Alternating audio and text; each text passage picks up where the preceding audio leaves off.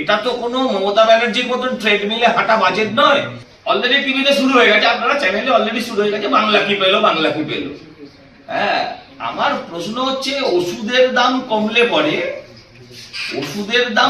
পরে তার সুবিধে কি বাংলা পায় না? তার সুবিধে বাংলা পায়। হ্যাঁ, উত্তরবঙ্গ থেকে শিলিগুড়ি থেকে স্পিডে বারাণসী, হাই স্পিডে বারাণসী, মানে বুঝতে পারছেন মোদিজি ডাইরেক্ট হাই স্পিডে কানেক্টেড ওই পশ্চিমবঙ্গ। হ্যাঁ, অতএব যারা এই নির্বাচনের মুখে ভেবেছিলেন যে 4-5টা লক্ষ্মী ভান্ডার গোছের ভাতা দিয়ে দেবে কেন্দ্রীয় সরকার, এটা তো কোনো মমতা ব্যানার্জির মতন ট্রেডমিলে হাঁটা বাজেট নয়।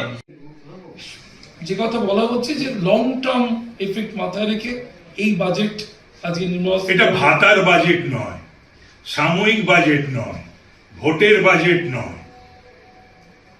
বাংলাকে যারা ভারতবর্ষ থেকে আলাদা করে ভাবে তারা হতাশ হবে। বিকশিত বাংলা, বিকশিত ভারতের বাজেট এটা। বাংলা তো ভারত থেকে আলাদা নয়, 1। 2 হচ্ছে এটা সত্যিকারই তো লং টার্মের বাজেট, উন্নয়নের বাজেট, উন্নয়নমুখী বাজেট।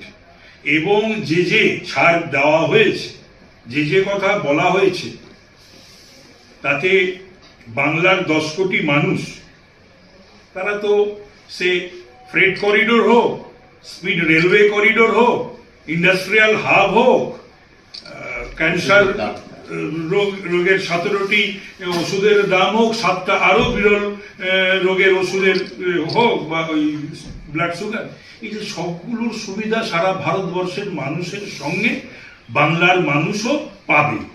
তো সুতরাং এটা সেই দৃষ্টিভঙ্গিতে দেখতে হবে। আর সজল যে কথা বলল যে আপনারা কি এটা মনে করেন না যে 15 বছরে এই সমস্ত দেখার পরও কি বাংলার কথা যদি ভাবেন, বাংলার যদি উৎকর্ষতার, ঐতিহ্য, কৃষ্টি, সংস্কৃতি, উন্নয়নের কথা ভাবেন, তাহলে কি বর্তমান সরকারের একদিনও থাকার অধিকার আছে বা বাংলার মানুষের রাখা উচিত?